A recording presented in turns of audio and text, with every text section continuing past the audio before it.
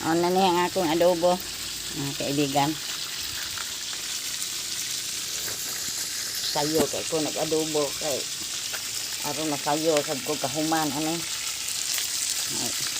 Ang damon ko magyug-una ang ako ang pamahaw. May nang ugutumon andam na ang luto. Tao na lang.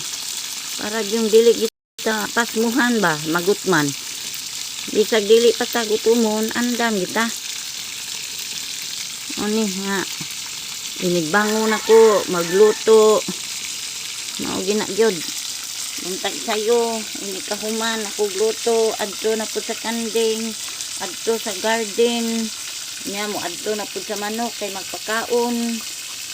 Ang kanding ipanugway og dili mangkay.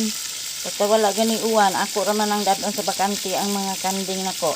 Pero og mag-uwan gani, ako ginang kumpayan kay di man guna sila mangaon god og dili good kumpayan god.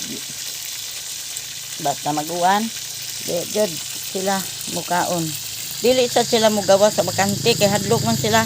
Sige. Wala to. Bye-bye. Bye-bye mga kaibigan. Magluto na pud ko og tiwas sa ako ang adobo.